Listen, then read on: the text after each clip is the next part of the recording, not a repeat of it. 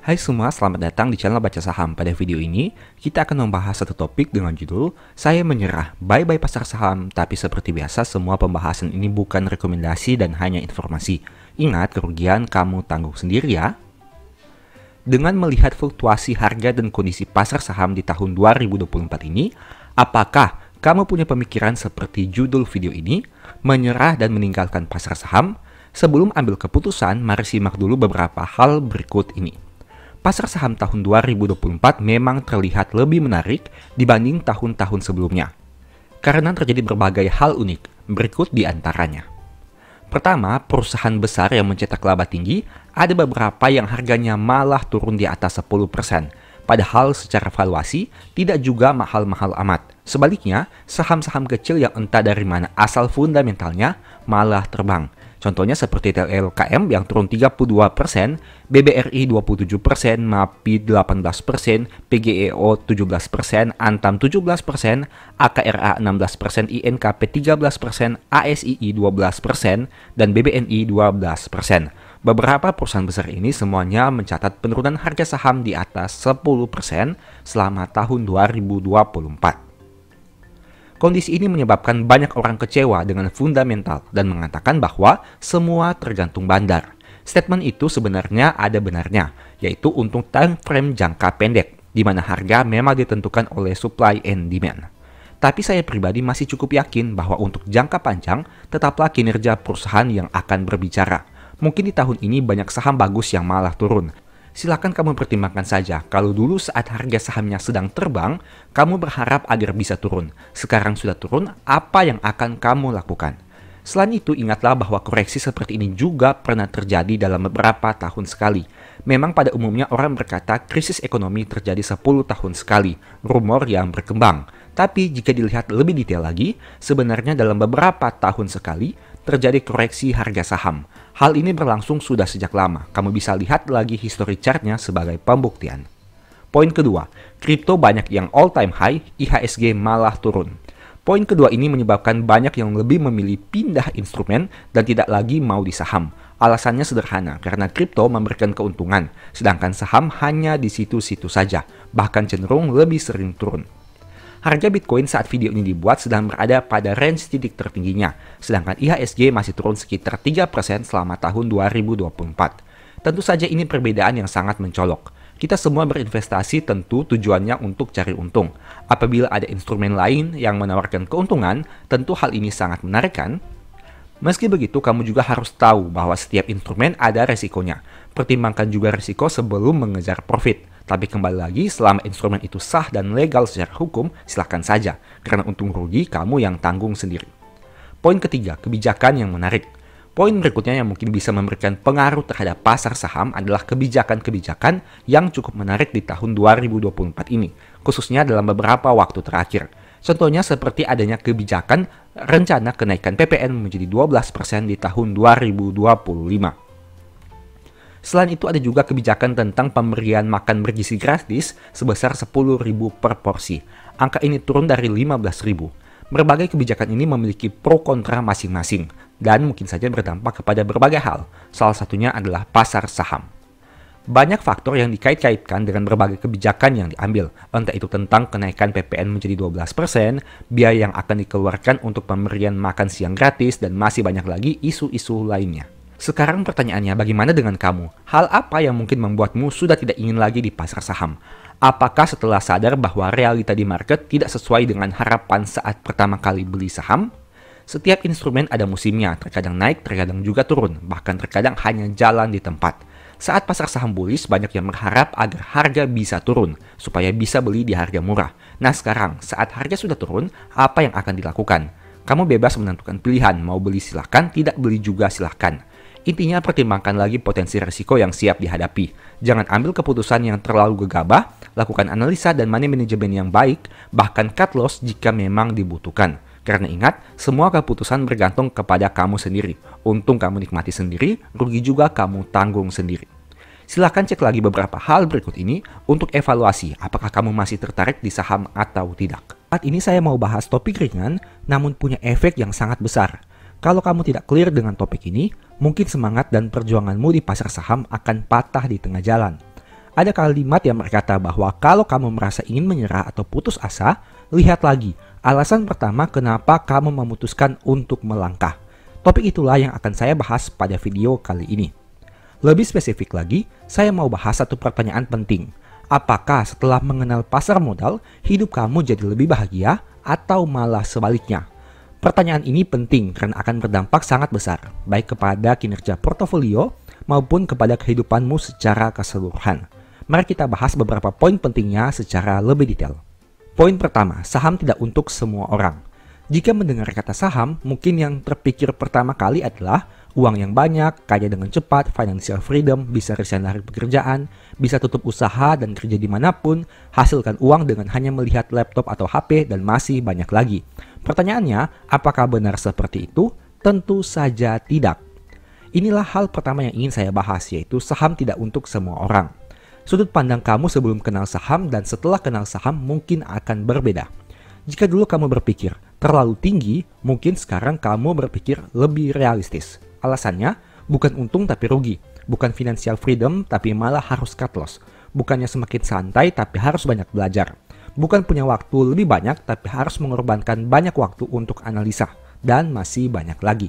Berbicara tentang saham tidak hanya berbicara tentang uang. Memang sih tujuan kita beli saham adalah untuk menghasilkan keuntungan atau uang yang lebih banyak. Tapi ingat, untuk menghasilkan keuntungan atau uang yang lebih banyak tidak hanya melalui saham. Ada banyak alternatif yang bisa dilakukan, baik dari sisi investasi, bekerja, berbisnis, dan masih banyak lagi. Kalau hanya berbicara tentang saham, jangan hanya lihat sisi bagusnya, tapi siap juga terima sisi negatifnya. Apakah kamu siap floating loss sangat besar? Uang kamu yang dulunya 100 juta mungkin akan turun hingga 50 juta jika harga saham koreksi besar. Apakah kamu sudah siap? Apakah kamu bisa mengorbankan waktu untuk analisa laporan keuangan jika kamu aliran fundamental? Atau analisa chart jika kamu penganut teknikal? Padahal mungkin kamu sudah capek bekerja atau berbisnis seharian penuh. Bukannya tidur, tapi harus kerja tambahan. Itulah alasan pertama, saham tidak untuk semua orang. Ada orang-orang yang memang sudah terbiasa menerima floating loss yang besar atau melihat angka minus di portofolionya. Tapi di sisi lain, ada orang yang tidak mampu melihat hal itu dan hanya membuat dia gelisah dan mengganggu aktivitas sehari-hari. Ada juga orang yang senang analisa angka dan data, tapi ada yang malah bisa pusing jika melihat deretan angka dan data yang berjejer. Intinya kembali lagi kepada karakter orang. Tidak ada yang bisa dipaksakan jika itu sudah berkaitan dengan karakter. Jika saham cocok dengan kamu, silahkan lanjutkan. Tapi jika tidak dan hanya membuat kamu jadi lebih stres, sebaiknya hentikan. Poin kedua, tidak semua orang bisa profit konsisten. Masih berkaitan dengan poin pertama. Jika tadi saya membahas dari sisi karakter, di sini saya bahas dari sisi kemampuan dan hasil. Satu saham yang sama dibeli dengan metode yang sama, hasilnya mungkin saja bisa berbeda. Kenapa? Karena ada banyak faktor yang berpengaruh terhadap keputusan jual beli di pasar modal, dan tidak hanya bergantung pada metode dan analisa saja. Saham jelek mungkin bisa memberikan keuntungan kepada sebagian orang. Sebaliknya, saham bagus mungkin malah bikin rugi sebagian orang. Intinya semua orang punya berkatnya masing-masing, entah itu melalui saham atau melalui instrumen yang lain. Psikologi setiap orang berbeda. Mungkin analisa dan metodenya sama, tapi jika psikologinya berbeda, keputusan akan hasilnya juga berbeda juga. Katakanlah si A dan si B membeli saham yang sama pada harga yang sama di kotak berwarna biru ini. Si A sudah puas dengan keuntungan yang diperoleh sehingga memutuskan untuk menjual di kotak berwarna merah ini. Sedangkan si B yakin harganya bisa naik lebih tinggi lagi, tapi ternyata malah turun. Alhasil, dia jual rugi di kotak berwarna hijau. Satu saham yang sama yang dibeli pada harga yang sama, hasilnya mungkin berbeda. Terlalu banyak faktor yang berpengaruh terhadap untung rugi seseorang, sehingga sebaiknya kamu evaluasi lagi. Apakah selama berinvestasi saham kamu bisa profit konsisten atau malah rugi konsisten? Jika jawabannya adalah rugi konsisten dan itu sudah berlangsung dalam jangka waktu di atas 3-5 tahun, sebaiknya pertimbangkan lagi keputusanmu di pasar modal. Mungkin saja kamu salah metode, tapi mungkin juga pasar modal kurang cocok dengan kondisi kamu. Menurut saya pribadi, sekalipun masih pemula, seharusnya jika sudah berada di pasar modal minimal 3 tahun, orang tersebut sudah bisa menghasilkan profit, entah itu profit kecil atau profit besar. Yang jelas, seharusnya hasil investasi atau trading di pasar modal dalam jangka waktu itu sebaiknya lebih besar dibandingkan bunga deposito, obligasi, atau reksadana pasar uang. Karena ingat, aktivitas jual beli saham di pasar modal menyita waktu, tenaga, dan uang kamu. Jika returnnya sama atau lebih kecil dari investasi yang resikonya hampir nol, kenapa harus capek-capek melakukan jual beli saham? Masih lebih baik dana itu ditempatkan pada deposito, obligasi, atau reksadana pasar uang. 3. Komitmen top up dana. Saya pribadi merupakan orang yang yakin bahwa jika ingin dana di portofolio semakin besar, maka harus profit konsisten ditambah top up dana konsisten. Jika hanya salah satu saja yang dilakukan, hasilnya tidak akan maksimal. Seperti yang kamu tahu, rata-rata profit per tahun di pasar modal dalam jangka panjang biasanya di bawah 30%. Artinya jika hanya mengandalkan profit untuk peningkatan portofolio, hasilnya tidak akan maksimal, apalagi jika dana saat ini masih terbatas. Selain itu, apakah kamu yakin bahwa bisa hasilkan profit konsisten setiap tahun? Karena biasanya ada tahun-tahun tertentu di mana kita tidak profit tapi malah rugi. Saat itu terjadi, otomatis total portofolio akan terdampak dan membuat dana investasimu bukan bertambah tapi malah berkurang. Untuk itulah kita harus melakukan top up dana dan jangan hanya berharap dari profit saham saja. Memang sih jika dilakukan compounding dalam jangka panjang, hasilnya akan semakin besar. Tapi kembali lagi, apakah kamu yakin bisa terus profit konsisten setiap tahun? Tentu tidak kan? Itulah alasannya kenapa dua komponen ini harus digabung, yaitu profit konsisten dan top up konsisten. Jika kita melakukan top up dana secara konsisten, berpikirlah bahwa kita sedang membeli waktu. Artinya semakin banyak dana yang ditempatkan, berpotensi membuat target nominal investasimu lebih cepat tercapai. Misal, katakanlah kamu membeli saham dengan top up dana 10 juta yang rutin bagi dividen minimal 3% sejak IPO hingga sekarang. Saham itu sudah listing puluhan tahun dan tidak pernah absen bagi dividen. Itu artinya kamu berpotensi memperoleh minimal 300.000 setiap tahun selama-lamanya, selama perusahaan itu masih berdiri. Saat mengeluarkan uang 10 juta untuk beli saham. Logikanya sederhana. Saham tersebut sudah rutin bagi dividen minimal 3% setiap tahun selama puluhan tahun. Berarti kita bisa cukup optimis hal itu akan berulang di masa depan. Dengan kata lain, selama perusahaan masih berdiri dan menghasilkan keuntungan serta kamu masih punya sahamnya, uang 10 juta yang tadi kamu keluarkan bisa memberikan 300.000 setahun selama-lamanya atau berulang atau setidaknya puluhan tahun ke depan. Tentu saja tidak ada yang pasti di saham. Ada juga kemungkinan kamu tidak menerima dividen atau nominal dividennya berkurang di masa depan. Tapi setidaknya dengan mengacu data puluhan tahun sebelumnya, rasanya proyeksi itu seperti cukup bisa dipercaya untuk prospek di masa depan. Intinya yang saya mau tekankan di sini adalah kita harus berusaha dari dua aspek, yaitu menghasilkan profit konsisten dan melakukan top up dana secara konsisten juga. Jadi kembali ke inti pertanyaan, apakah saham bisa bikin kamu bahagia atau malah jadi stres? Dengan 3 poin yang dibahas tadi, kamu bisa melihat kondisimu saat ini.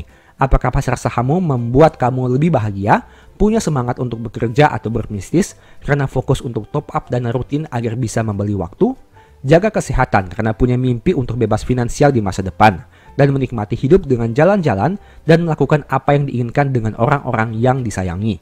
Ataukah sebaliknya? Setelah mengenal saham, kamu jadi mudah stres, susah tidur, cepat marah, kesulitan keuangan, dan berbagai hal negatif lainnya.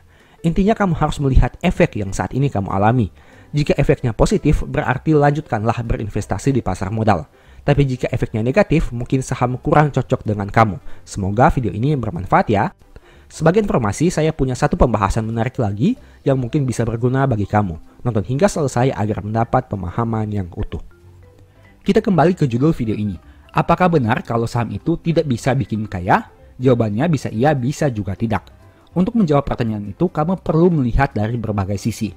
Kaya yang dimaksudkan di sini adalah saat mempunyai uang berapa banyak. Berapa modal awal yang kamu gunakan untuk membeli saham. Apakah kamu bisa top up rutin ke rekening saham atau hanya satu kali setor dana saja? Berapa persentase return tahunan yang bisa diperoleh? Berapa lama kamu ingin membeli saham di pasar modal? Dan masih banyak lagi pertanyaan yang harus dijawab. Dari banyaknya pertanyaan, saya tertarik untuk membahas satu topik, yaitu kalau kamu tidak rutin top up dana ke rekening saham, portofoliomu mungkin akan sulit bertumbuh.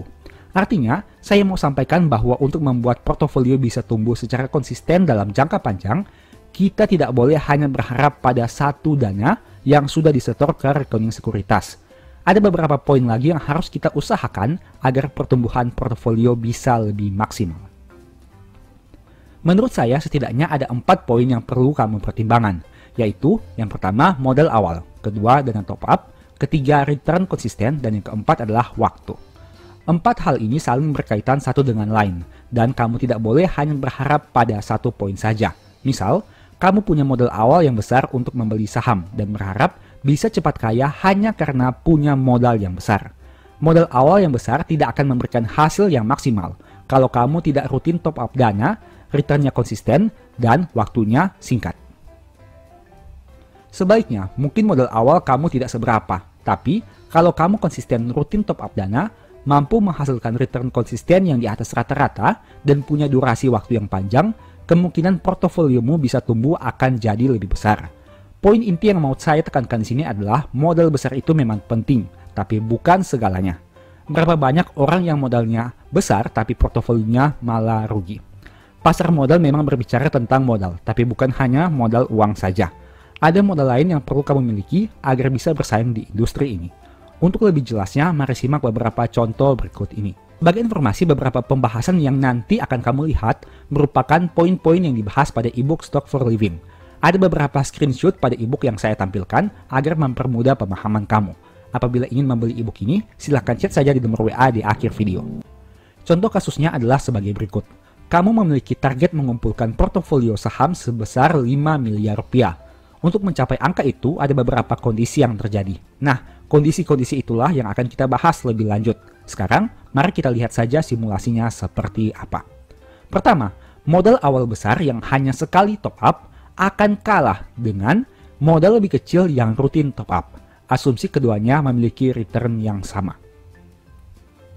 Dengan asumsi return 15% per tahun, orang yang punya modal awal 100 juta tanpa top up akan mencapai dana 5 miliar pada tahun ke-28. Kamu bisa lihat berdasarkan tampilan di sebelah kiri ini.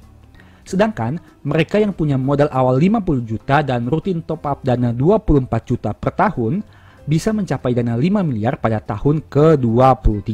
Itu artinya terdapat selisih sekitar 5 tahun antara modal awal 100 juta dan modal awal 50 juta yang rutin top up.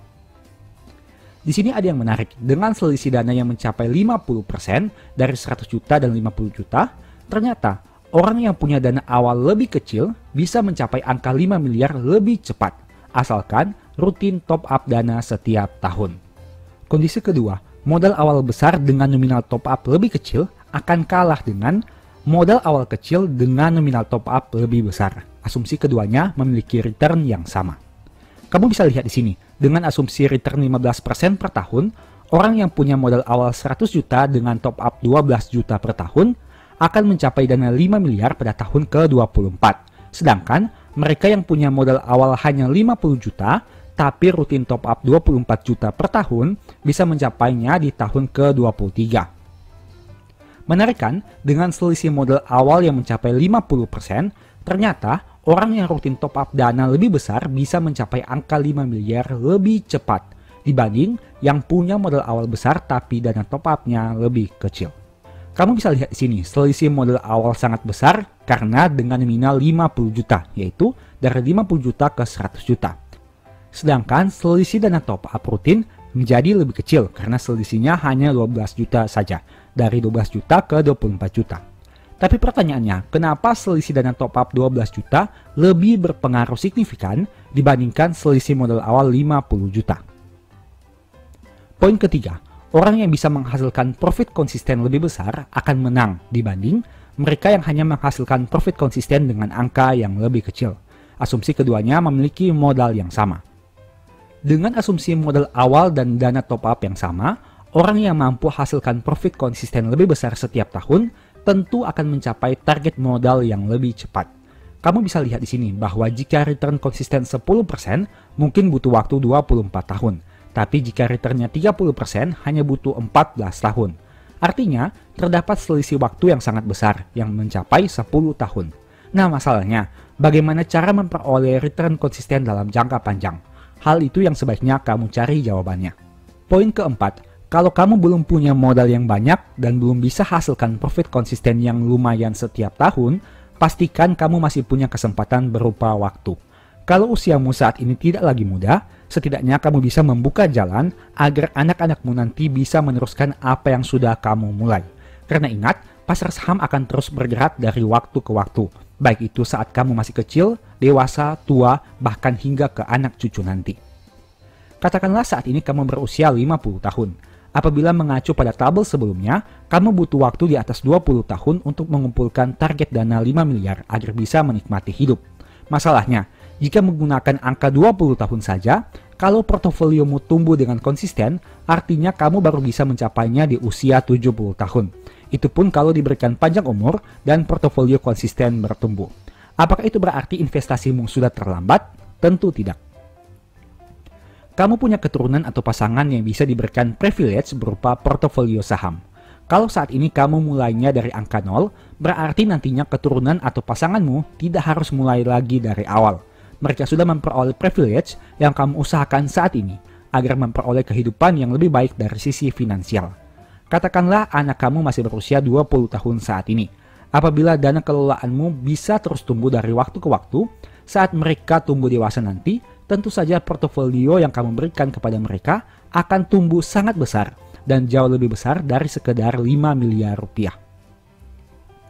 Itulah alasannya kenapa pada usia berapapun kamu saat ini, tidak ada salahnya untuk tetap belajar tentang pasar modal. Saham ini menarik karena selain praktis untuk bertransaksi, bisa juga untuk diwariskan. Kamu mungkin tidak bisa memberikan perusahaan atau bisnis besar kepada anak-anak kamu, tapi kamu bisa memberikan saham perusahaan besar kepada mereka. Apabila lembar saham yang kamu kumpulkan semakin banyak, bisa saja di masa depan kamu atau anak-anak kamu menikmati dividen dengan jumlah yang sangat besar. Kalau kamu tidak sempat menikmati hasil usahamu, mungkin keturunanmu nanti yang akan menikmatinya. Poin inti dari pembahasan ini adalah tentang compounding interest atau bunga berbunga.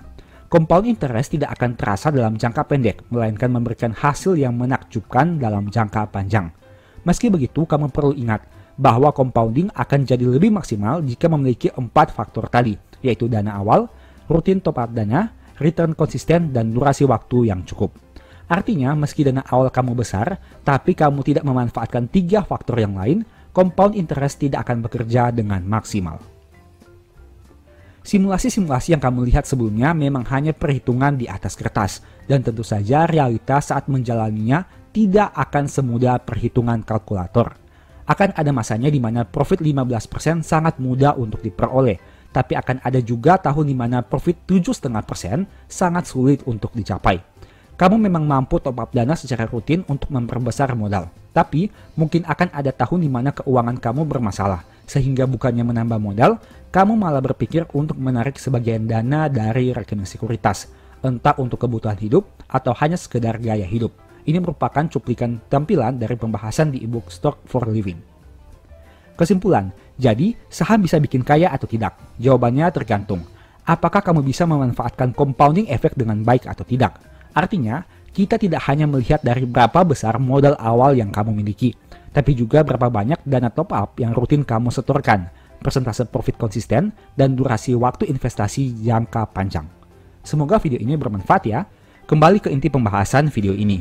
Kalau kedua metode itu sama-sama ada kelebihan dan kekurangannya, lalu bagaimana cara kita bisa melipat gandakan portofolio di saham?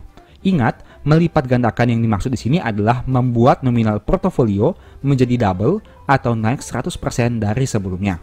Untuk mencapai hal ini sebenarnya ada beberapa kondisi yang perlu kamu ketahui. Mari kita bahas satu persatu dengan lebih detail. Pertama, waktu dan kemampuan. Kamu harus memberikan kesempatan kepada waktu agar portofolio bisa tumbuh dengan optimal hingga mencapai kenaikan 100%. Logikanya sederhana. Kalau setahun kamu bisa hasilkan 15%, berarti kamu butuh sekitar 5 tahun untuk bisa membuat portofolio tumbuh 1 kali lipat. Di sisi lain, kamu juga perlu memastikan bisa menghasilkan return 15% setahun agar di tahun kelima portofolio bisa jadi double. Tentu saja orang yang bisa menghasilkan profit 20% setahun akan jauh lebih cepat dibandingkan yang hanya bisa mencetak 15%. Tapi, bukankah pada akhirnya tetap bisa tercapai juga? Poin yang ingin saya tekankan di sini adalah tentang kesabaran. Kalau kemampuanmu masih newbie, belajar. Untuk lebih sabar, jangan mau serba instan kalau return konsisten setiap tahun masih kecil. Kamu bisa lihat sini, Dengan contoh dana awal 100 dan return 15%, di akhir tahun pertama dana kamu hanya 115. Tapi di akhir tahun kelima, dengan konsistensi itu dana kamu sudah tumbuh menjadi 201. Artinya tumbuh 1 kali lipat dari dana awal tanpa top up dana. Poin kedua, kontribusi profit di portofolio. Menghasilkan portofolio yang tumbuh 100% sebenarnya bisa dicapai dengan banyak kondisi seperti profit 100% sebanyak 1 kali, profit 50% sebanyak 2 kali, profit 25% sebanyak 4 kali, profit 20% sebanyak 5 kali, profit 10% sebanyak 10 kali, profit 5% sebanyak 20 kali, dan seterusnya. Jadi sebenarnya, di sini tidak peduli berapa persentase profit yang bisa kamu hasilkan dalam sekali jual beli, tapi seberapa konsisten kamu menghasilkan profit itu. Tidak ada gunanya kamu hasilkan profit 50% di transaksi pertama, tapi transaksi berikutnya malah rugi terus. Sebaliknya, meski kamu hanya profit 5% dalam sekali transaksi, tetapi apabila hal itu bisa konsisten dilakukan selama 20 kali, tetap saja portofoliomu bisa double. Jadi yang ingin saya garis bawahi di sini adalah tidak usah terlalu berambisi untuk profit beggar dalam satu transaksi, karena banyak jalan menuju Roma. Kembali lagi, kamu bisa hasilkan profit double dengan berbagai cara, tergantung kamu nyaman di mana. Yang perlu kamu fokuskan sebenarnya money management dari jumlah saham yang ada di portofolio. Karena ingat, semakin banyak jumlah sahamnya, tentu saja kontribusi profit terhadap satu saham akan semakin kecil. Misal, kamu punya 5 saham di portofolio dan ada satu saham yang profit 50%. Di sisi lain, ada teman kamu yang hanya punya satu saham di portofolio dan profit 50% juga. Pertanyaannya, manakah yang portofolionya naik lebih banyak? Tentu saja teman kamu kan? Alasannya sederhana, karena semakin sedikit jumlah saham di portofolio, semakin besar pengaruhnya kepada profit atau loss. Jadi ingat, kalau kamu ingin portofolio tumbuh maksimal, pertimbangkan juga jumlah sahamnya. Jangan sampai sudah profit 100% dalam satu kali transaksi, tapi ternyata yang dibeli hanya satu lot saja. Alhasil, hanya bisa pamer persentase profit di sosmed, tapi portofolio sebenarnya hanya diam di tempat. Meski begitu, kamu juga harus sadar bahwa semakin sedikit saham di portofolio, berarti potensi risiko semakin besar. Artinya, potensi profit dan loss merupakan satu kesatuan yang akan selalu mengikuti setiap keputusan jual beli yang kamu lakukan. Orang yang punya portofolio konsentrasi akan punya potensi profit dan loss yang lebih besar dibanding mereka yang melakukan diversifikasi. Jadi, kamu harus kenali risk profile kamu dulu sebelum memutuskan ingin memiliki tipe portfolio seperti apa. Karena ingat, kalau profit tentu tidak masalah, tapi kalau rugi, kamu akan sakit kepala. Nah, dari tabel ini, kamu bisa lihat bahwa untuk membuat portofolio tumbuh 1 kali lipat, sangat fleksibel. Pada tabel di samping kiri, kamu hanya transaksi 4 kali, tapi harus menghasilkan profit 20% ke atas. Tapi pada tabel di sebelah kanan, mungkin kamu harus transaksi 7 kali, tapi profitnya hanya 9% ke atas. Manakah yang lebih mudah? Itu tergantung kamu sendiri. Apakah menghasilkan profit di atas 20% dalam sekali transaksi, atau hanya profit sekitaran 9-25% tapi memiliki jumlah transaksi yang lebih banyak.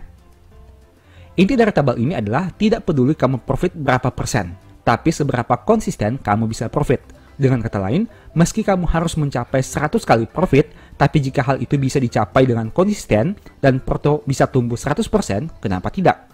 Dibanding kamu mengejar profit 100% sebanyak 1 kali tapi tidak dapat-dapat. Jadi, semua orang punya kemampuannya masing-masing. Pertajam saja kemampuanmu dengan risk profile yang siap kamu hadapi. Toh pada intinya, kedua simulasi ini menghasilkan profit sekitar 100%. Meskipun yang satu melakukan transaksi dengan keuntungan di atas 20% dan yang satu hanya melakukan transaksi dengan keuntungan di atas 9%. Kesimpulan, setiap orang punya gaya investasi atau tradingnya masing-masing. Kamu tidak perlu menjadi orang lain hanya untuk mengejar profit 100%. Banyak jalan menuju Roma, banyak cara mencari profit double.